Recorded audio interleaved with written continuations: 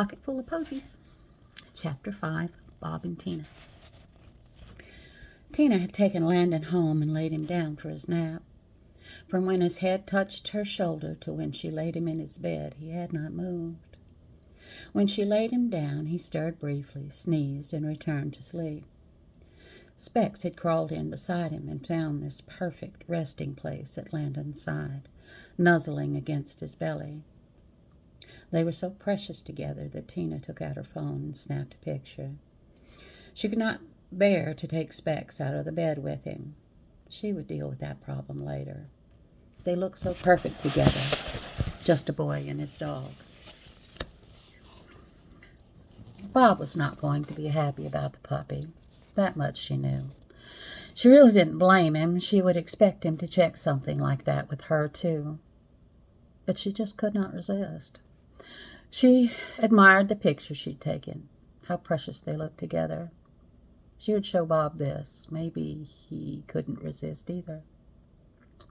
Bob was not the kind of man you couldn't tell things to for fear of anger. It's just that decisions like this were considered family decisions, actions that would only be taken after discussion with each other.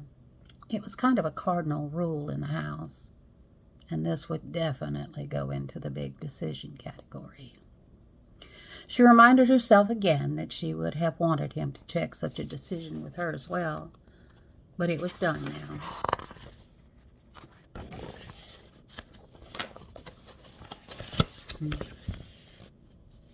She couldn't take the puppy away. Her eyes fell on the picture again. She grinned. Yeah, I don't mind taking a little heat for this one. While Landon slept, she tried to think of the best way to tell Bob that there was a fresh addition to the family, and it had fur. Perhaps she could remind him that this one came with protection for Landon and wouldn't cost him a life savings in college tuition. But other than getting a chuckle out of him, it would not suffice. No, the best way was probably just to let them see them together. The joy on not only Landon's angel face, but Speck's soft brown doe eyes would hopefully be enough. She finished cleaning the house, started dinner, and waited. Bob was a supervisor for the City of Melbourne Parks and Recreation Department. A good job, but he still came home stressed sometimes. The guys really got on his nerves some day. She supposed that was true of most jobs. Tina hoped today was not one of those days. Bob arrived home most days at about 5:30, and today was no exception. Tina greeted him with a "Hi, sweetheart," and was about to tell him the big news when Landon and Specs came bounding into the room. "Da!" Landon shrieked. "Look, Spep doggy," as they both flocked to meet him. Bob kneeled to hug his son. Specs placed both paws on his knee, wagging his tail so hard the entire pup wagged with it, and patiently waited for his turn to be petted too.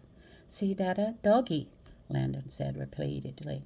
"Yes, I see," said Bob as he picked up both the boy and the puppy and headed for the couch. He glanced over his shoulder at Tina, grinning as if to say, "You did it, didn't you?" Tina looked back sheepishly with her best, I love you. Please don't be mad. Look." Bob laughed out loud at the entire spectacle in the living room and sat down to see what Landon had to say about it. And, of course, he had plenty to say about it. He recounted everything to his daddy, completely out of order. Tina watched as Landon sat on his father's lap and relayed the day's events. There was nothing like seeing a child wrapped happily in their daddy's arms. To her, not much was more beautiful. How could she ever thought Bob would have had a problem with this? As if he was answering her thoughts, Bob looked up at her and smiled. "Every boy needs a dog," he said. And then, next is Amneal, Chapter 6. Thank you for listening. Y'all have a good one. Love you, mean it.